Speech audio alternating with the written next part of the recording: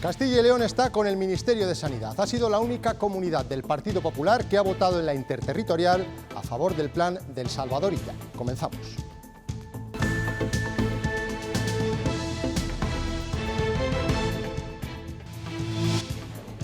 Ha habido 13 comunidades que han votado sí, una abstención y 5 votos negativos. Los de Madrid, Cataluña y los de las regiones gobernadas por el PP, excepto la nuestra, Castilla y León. A pesar de la negativa de Díaz Ayuso, tendrá que aceptar la decisión porque es vinculante y se va a publicar en el BOE. Es fruto de una decisión colegiada del conjunto del Sistema Nacional de Salud y tiene que hacerse efectiva. Buenas noches. También hoy se ha hecho público el informe de las residencias de ancianos de la comunidad. Elaborado por la propia Consejería de Familia, considera que la gestión de los centros de mayores en los peores meses de la pandemia fue la mejor posible. La consejera reconoce que tenían que haber cerrado antes porque ya había transmisión comunitaria, pero también que solo se pudo saber a posteriori. La esencia estuvo en el desconocimiento y la falta de medios. Cuando elaboramos el informe, la primera cosa que nos queda es que teníamos que haber cerrado antes los centros.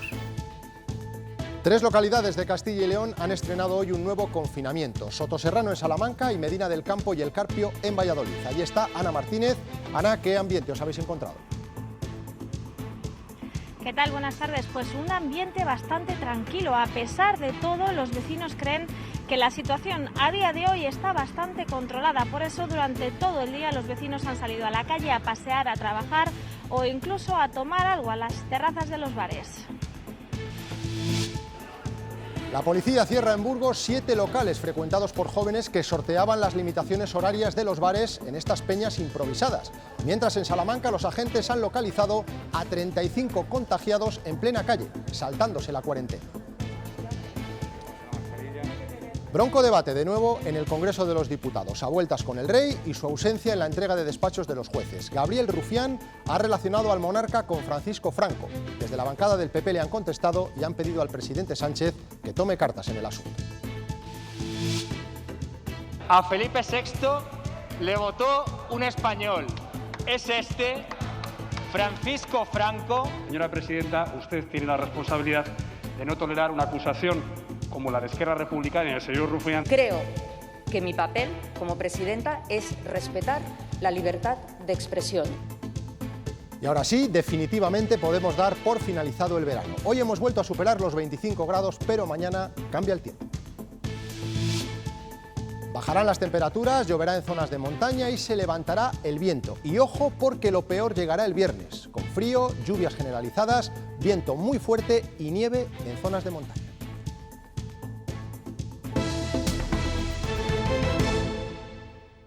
Salvadorilla ha sacado adelante su plan tras la reunión de la Interterritorial de Sanidad. Madrid, Cataluña y todas las comunidades del PP, menos Castilla y León, han votado en contra. En caso de que se den las condiciones de confinamiento, Madrid tendría que actuar sobre toda la ciudad y no por distritos. David Aragonés. ¿Qué tal? Buenas tardes. El Comité Interterritorial de Salud comenzaba con el cambio de postura de última hora de la Comunidad de Madrid, que se descolgaba del acuerdo alcanzado ayer con el Gobierno para confinar perimetralmente a las ciudades de más de 100.000 habitantes. Madrid ha pedido criterios más técnicos. Asegura que se deben tener en cuenta la capacidad diagnóstica. También pide conocer la base científica para confinar y también para la limitación de movilidad. Pide que se haga solo por distritos y no para toda la ciudad. Finalmente se ha aprobado el borrador. En contra ha votado el Gobierno de Ayuso y Salvadorilla ha aprobado una orden ministerial para confinar a 10 municipios madrileños.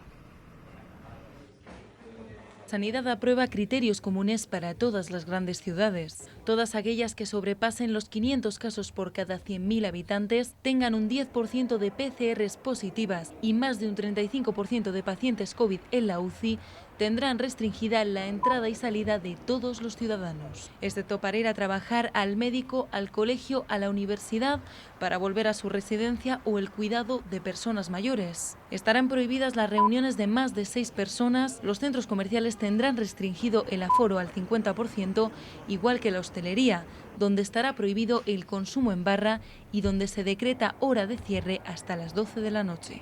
Con el objetivo de tomar el control de la pandemia y doblegar la curva. unidos, unidos. Ya lo hicimos en marzo y lo volveremos a hacer ahora unidos, repito. 13 comunidades han respaldado las medidas y 6 han votado en contra.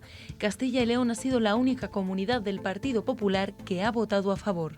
Somos los padres de la criatura, no nos puede parecer mal. Por su parte, Madrid ha votado en contra, pero igualmente tendrá que adoptar estas medidas. Advertencia de ella que hablaba así de la Comunidad de Madrid. Cuando uno va al médico, espera que le digan la verdad. Nosotros somos, yo hablo como ministro de Sanidad en nombre del Gobierno de España, tenemos una responsabilidad, la salud es lo primero y, en fin, la situación en Madrid es compleja. La orden se publicará en el Boletín Oficial del Estado en los próximos días. Con estos criterios ya confirmados, analizamos si tendrían efecto en nuestra comunidad. En Castilla y León hay 4 ciudades, Valladolid, Salamanca, León y Burgos, que superan los 100.000 habitantes. Según el primer criterio, ninguna sobrepasa de momento los 500 casos por cada 100.000 personas, aunque León está muy cerca, con 448, y Salamanca y Valladolid se encuentran por encima de los 400. Vamos con el segundo criterio, es el porcentaje de positivos por PCR, tiene que superar el 10%. En el conjunto de la comunidad se supera esa cifra, bajando a las capitales, ninguna lo hace, aunque se acerca Salamanca. Y por último, el tercer criterio es el que las camas UCI pre-COVID estén ocupadas al 35% en la comunidad donde se ubique el municipio, y en Castilla y León se supera con creces. Ahora mismo la ocupación es del 72%. A partir de las 9:30 de la noche, después de este informativo, Pablo Casado, el presidente del PP, va a valorar todos estos desencuentros de la Interterritorial de Sanidad en el programa de esta casa, Cuestión de Prioridades, con José Luis Martín, mientras en España sigue expandiéndose el virus. Hoy se suman 11.016 contagios en las últimas 24 horas y además 177 personas han perdido la vida a causa del COVID-19. Y así ha amanecido esta mañana la localidad vallisoletana de Medina del Campo, con controles policiales para evitar los desplazamientos que no sean estrictamente necesarios. Estrena confinamiento para poder controlar la expansión del coronavirus.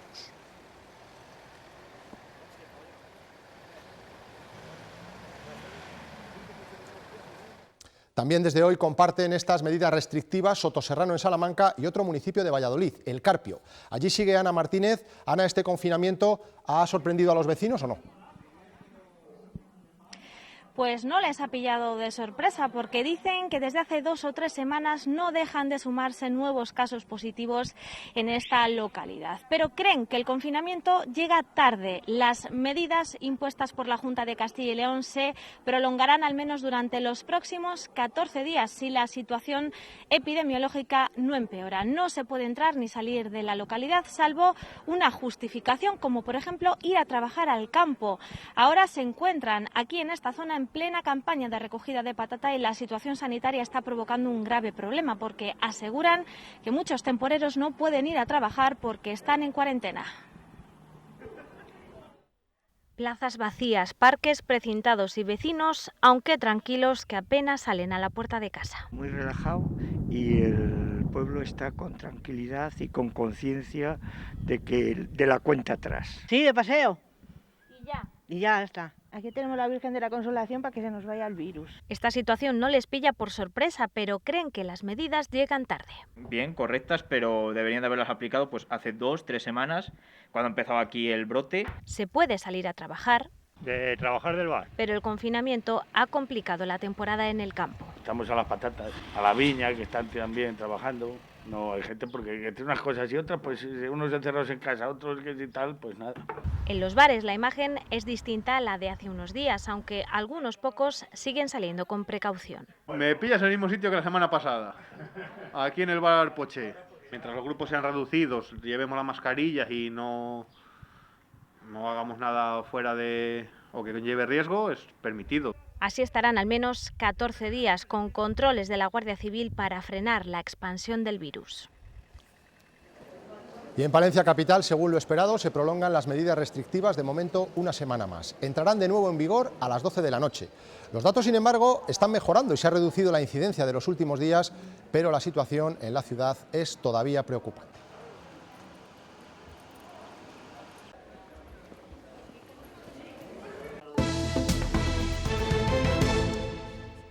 Castilla y León gestionó las residencias de ancianos durante la pandemia de la mejor forma posible. Es una de las conclusiones del informe que ha presentado la Consejería de Familia. En el debe del Gobierno regional, el desconocimiento y la falta de medios. También el haber reaccionado antes, porque existía transmisión comunitaria mucho antes de decretar el cierre de los centros. El informe de la Junta sobre la gestión del coronavirus en las residencias concluye que no supieron prever la que se venía encima con la pandemia. Nos encontramos con un desconocimiento total de la enfermedad, nos encontramos con un desconocimiento de la forma en que teníamos que actuar, de la forma en que teníamos que sectorizar y nos encontramos con una falta de medios que se fue solventando después de las primeras semanas. Las provincias más golpeadas por el coronavirus, entre ellas Soria y Segovia, fueron también las de mayor mortalidad en los centros de ancianos. Los primeros días de marzo, en las residencias de mayores, ya había transmisión comunitaria. Cuando elaboramos el informe, la primera cosa que nos queda es que teníamos que haber cerrado antes los centros.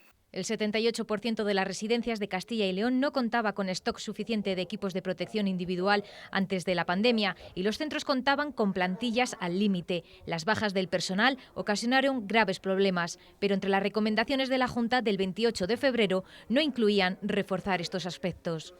Fue sobre lo que teníamos conocimiento, que se mantuviera una distancia, que se mantuviera una higiene. Verlo ahora, pues efectivamente hubo muchas cosas que pudieron ser insuficientes. La Junta tuvo que intervenir 6 centros en las provincias de Burgos, León y Salamanca. Se han inspeccionado 500 residencias y se han abierto 10 expedientes de posible sanción. Después de todo lo vivido, la situación en las residencias, según la consejera, está controlada. Hay 33 brotes en residencias de mayores. La oposición ha sido muy dura. Sus reacciones a este informe comienzan en que se ha presentado demasiado tarde, cuando ya estamos, dicen, en la segunda oleada. Pablo Fernández de Podemos ha llamado inútil e incompetente a la consejera Isabel Blanco. Ese informe llega cuando ya estamos en medio de la lucha contra la segunda ola de la pandemia y cuando ya estamos viendo como muchas residencias están teniendo brotes muy importantes, contagios muy importantes y fallecidos, lamentablemente, sin que se haya tomado ni una sola medida. Cuando tú pones a alguien incompetente y cuando pones a una inútil a dirigir algo tan importante como la Consejería de Familia e Igualdad, sucede lo que sucede, que en esta comunidad ha habido miles de muertos en las residencias. El informe también concluye que hoy por hoy no hay condenas y que muchas de las denuncias presentadas contra la Administración u otras entidades responsables se han archivado. Otras denuncias siguen vivas y están encontrando dificultades para avanzar. Hay 50 causas abiertas a través de la Asociación Defensor del Paciente, pero las familias se quejan de que aún no han conseguido los historiales médicos de los fallecidos. Esas diligencias de investigación es cierto que se están archivando como de una forma sistemática, porque quizás no se pueda encontrar una persona en concreto a quien achacar esa responsabilidad.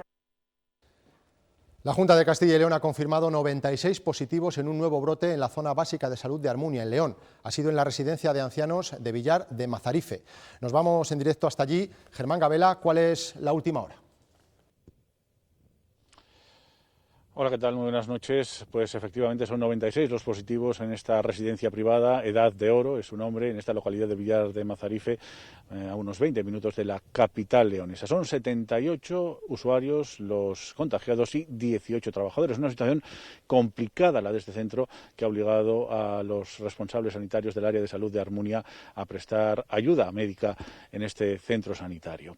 Además, en este pueblo, desde el ayuntamiento se hace un llamamiento a la prudencia, a todos los vecinos para que extremen las precauciones y, a ser posible, salgan lo menos que puedan de sus casas. Este es el brote más numeroso de los 4 que hay activos ahora mismo en residencias de ancianos de la provincia de León.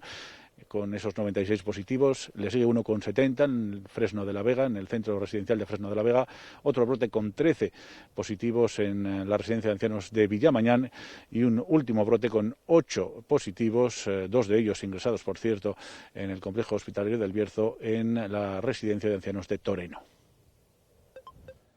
Hoy se suman 602 casos en nuestra comunidad, casi la mitad de ellos en Valladolid. La cifra total ya supera los 55.000. 14 personas han fallecido, 11 en hospitales y 3 en residencias. Las mascarillas son básicas en la estrategia contra los contagios, pero aunque al principio prácticamente valía cualquier cosa, ahora se insiste en que preferentemente se usen las quirúrgicas. Tanto es así, Paco Gómez, que en el Hospital de Salamanca funciona un control de acceso que entrega mascarillas quirúrgicas a quienes acceden con las de tela o FFP2.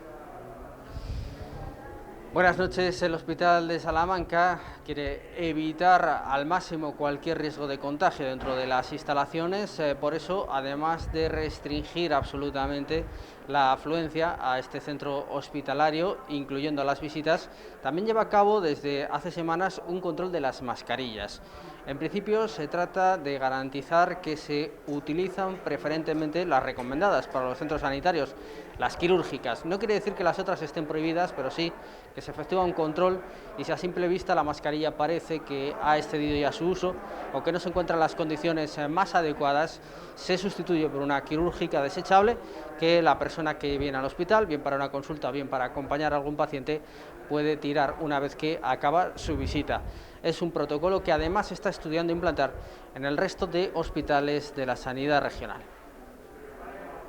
Sí, hay un control de acceso y todo, sí. Yo tenía esta que es de tela y sí, me la han hecho, me han dado esta para poder entrar. Me han dicho que sí, que esta es quirúrgica, aunque es de este color, pero me han dicho que sí. Sí, porque a mí me han obligado a ponerme esta otra, aparte de la que llevo yo de tela.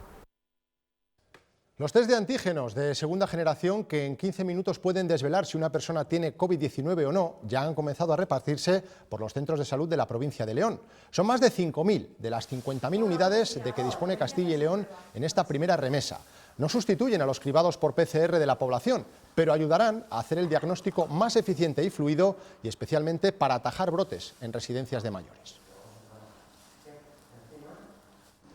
Castilla y León es la segunda comunidad donde más gente utiliza la aplicación Radar COVID. Un 17,5% de sus ciudadanos la tiene instalada en su celular. Aragón es la región que más descargas ha registrado. 2 meses más tarde del lanzamiento de la app, que monitoriza los posibles contactos entre los ciudadanos, los españoles siguen mostrándose reticentes a utilizar este radar virtual. En Burgos, la policía local continúa vigilando los chamizos. Su apertura está prohibida y a pesar de ello ya han tenido que intervenir en 7 locales. En uno de esos desalojos, un joven fue detenido por agredir a un agente y está a la espera de juicio. La policía local de Burgos ha cerrado 4 chamizos y ha precintado otros 3. Acudieron alertados por las llamadas de los vecinos y cuando acudieron en alguno de ellos había más de una decena de personas. Hay que decir que la apertura de estos locales está prohibida porque tiene el mismo estatus que el de Peñas. Por eso la policía se ha puesto en contacto con propietarios de otros chamizos para pedirles que sean ellos mismos quienes los precinten. El pasado domingo, cuando acudieron a desalojar uno de ellos, tuvo lugar un altercado y es que un agente fue herido por un joven y este pasó a ser detenido. Durante las próximas semanas la policía local seguirá vigilando estos chamizos.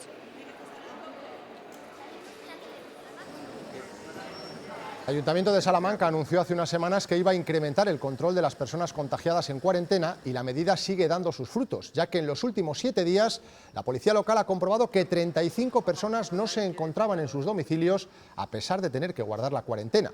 En la última semana, tanto la policía local como la nacional han vigilado a 383 personas contagiadas.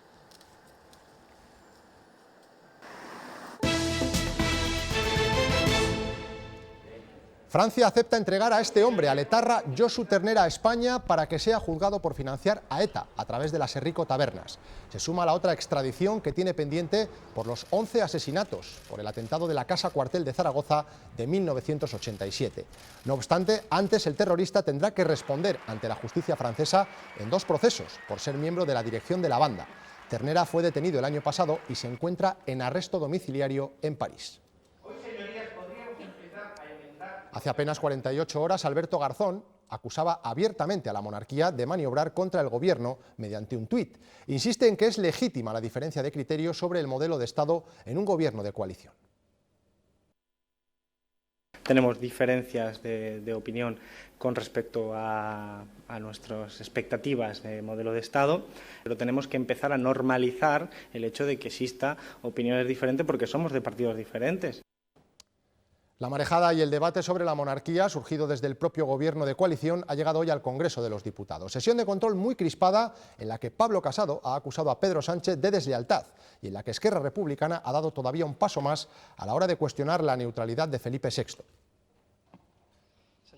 Pablo Casado acusa al presidente del gobierno de no proteger a la Casa Real. Lleva 2 años siendo desleal al tolerar los ataques de su gobierno al jefe del Estado. Y Pedro Sánchez ironiza con que el PP se erija como defensor del rey. Porque antes ustedes se erigieron en los supuestos defensores de la unidad de España frente al independentismo catalán y ya ve cómo acabamos.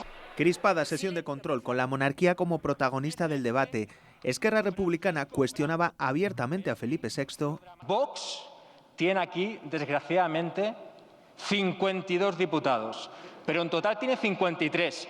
Porque tiene uno en la zarzuela. Usted tiene la responsabilidad de no tolerar una acusación como la de Esquerra Republicana y el señor Rufián diciendo que la jefatura del Estado es autoritaria. Muchas veces en esta Cámara hay que escuchar cosas que se rechazan, que no se comparten, por supuesto, y que incluso pueden ofender de alguna manera.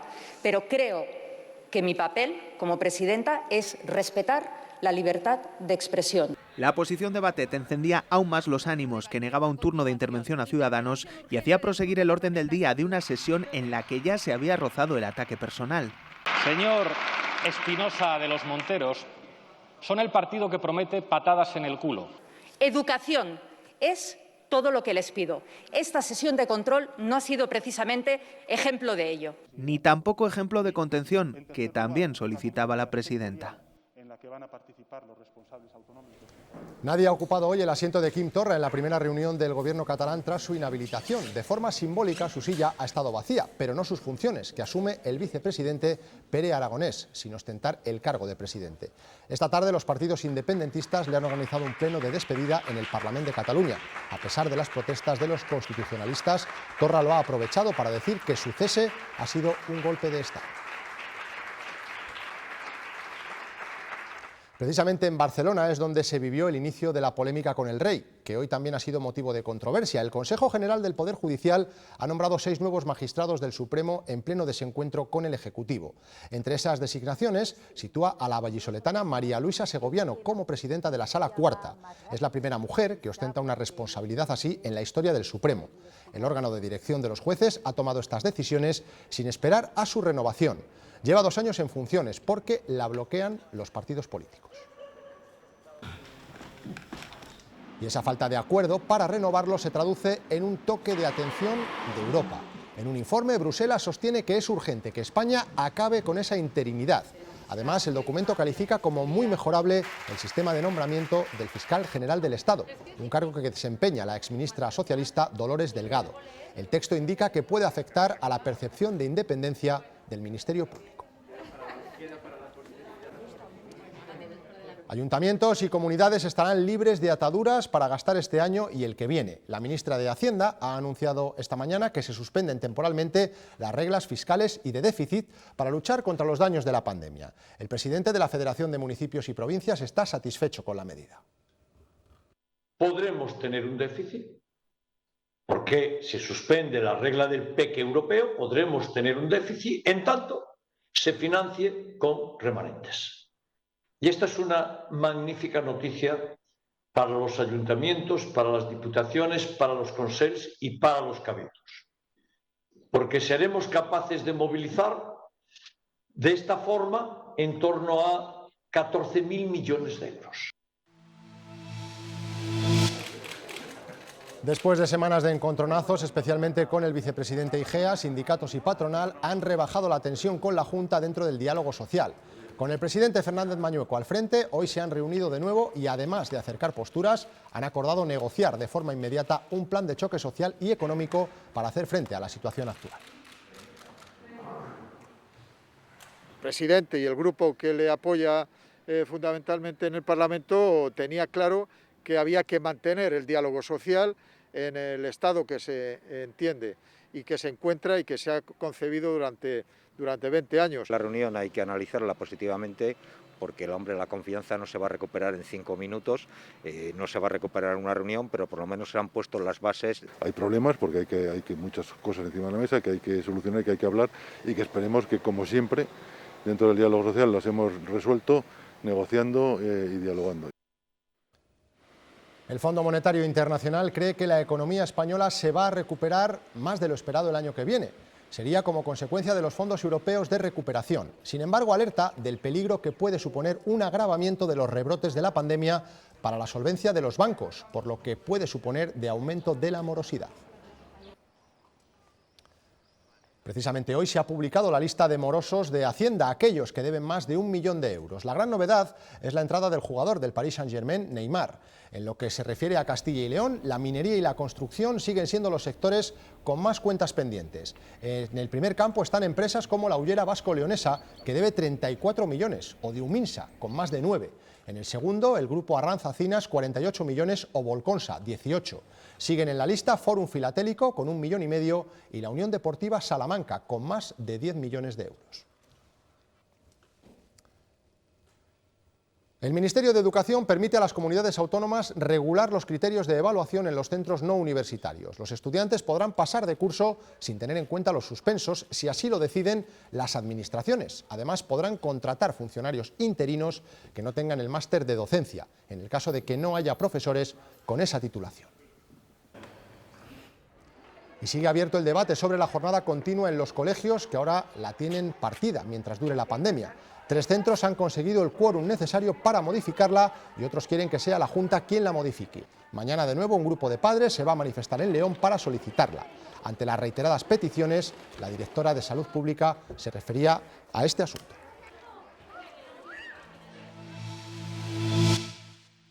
Dishonorably discharged. That's not true. He wasn't dishonorably. Cocaine use.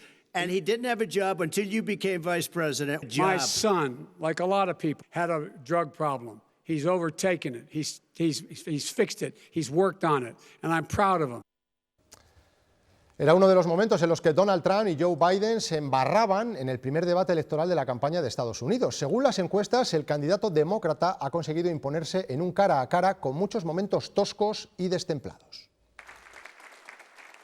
No se han dado la mano por las medidas de prevención del coronavirus, aunque ambos tampoco han mostrado muchas ganas de saludarse. Ha ocurrido en un primer debate entre Donald Trump y Joe Biden, en el que el candidato demócrata ha criticado la gestión de la pandemia. Él sabía en febrero lo seria que era esta crisis, sabía que era una enfermedad mortal. Tenemos las mascarillas, hemos fabricado respiradores, tú no habrías fabricado ventiladores, y ahora estamos a solo unas semanas de la vacuna. Trump ha defendido su labor en un cara a cara bronco y con constantes interrupciones. La cuestión es... Quieres poner muchos jueces nuevos radicales de izquierdas. Cállate, hombre. Eres el peor presidente que jamás haya tenido América. He hecho más en 47 meses que tú en 47 años, Joe. El presidente ha sacado a relucir trapos sucios de la familia de Joe Biden. Licenciado con deshonor por consumo de cocaína y no tuvo un trabajo hasta que tú te convertiste en vicepresidente.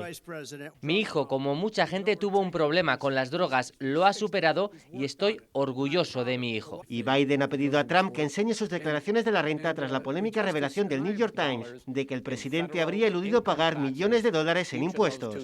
He pagado millones de dólares en impuestos. Las encuestas dan como vencedor a Joe Biden en este cara a cara, en el que ha habido mucha aspereza, pero no confrontación de programas en grandes retos como el cambio climático, la pandemia o las tensiones raciales.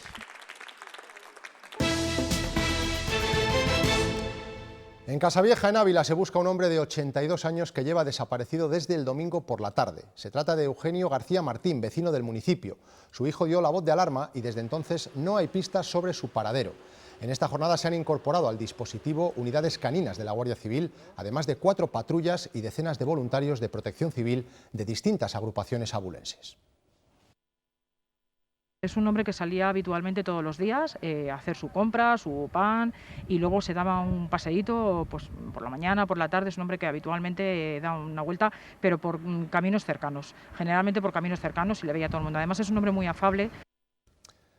Un preso de la cárcel de Soria ha iniciado una huelga de hambre. Lo confirma Instituciones Penitenciarias, que recibía hace unos días la instancia en la que informaba de esta acción. La razón de la huelga de hambre nos la cuenta Fernando Orte.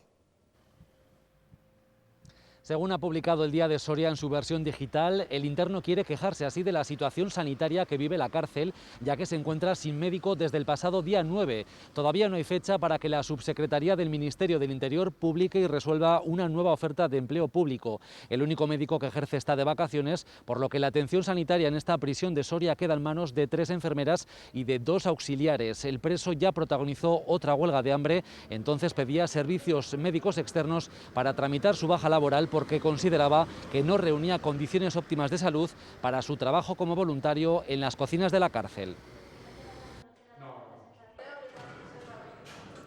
Casi 30 años de prisión es la pena que ha aceptado el acusado del crimen de Castrillo Tejeriego, ocurrido en agosto de 2018 en la provincia de Valladolid. El juicio se ha limitado hoy a una lectura de los hechos y de la condena pactada en los días previos por la defensa y la Fiscalía. Por ello no se ha constituido ni el jurado popular ni se ha escuchado la versión del único acusado. La sentencia es firme porque todas las partes han señalado que no van a recurrir. El acusado la emprendió a tiros con los clientes de un bar, matando a uno y causando heridas a otras 3 personas. Hoy se ha presentado en Valladolid una recopilación de los escritos más jurídicos de Miguel Delibes. La Diputación Provincial ha editado esta obra desde un punto de vista que hasta ahora no había sido contado. Y es que Delibes, además de escribir bien, obtuvo una cátedra de Derecho Mercantil. Los autores de esta recopilación son docentes de leyes. Estoy aquí para hablar de la vida, no de la Hoy más de 200 salas de cine estrenan el documental de Pau Donés, una última entrevista llena de vitalidad, con el Valle de Arán como escenario de este legado que nos deja el cantante y con Jordi Évole como maestro de ceremonias. Pau Donés se despide en este documental que se titula Eso que tú me das, como su última canción. Todo lo que me das es lo que ahora necesito. Eso que tú me das no creo lo tenga. Y hoy ha fallecido el dibujante Joaquín Salvador, más conocido como Quino o el padre de Mafalda. El creador de esta irónica niña nos deja grandes viñetas y frases para el recuerdo. Unas tiras cómicas que han marcado a varias generaciones y que han viajado por todo el mundo, dando visibilidad a problemas cotidianos. Con Mafalda les dejamos. Pueden seguir informados en nuestra página web. Adiós.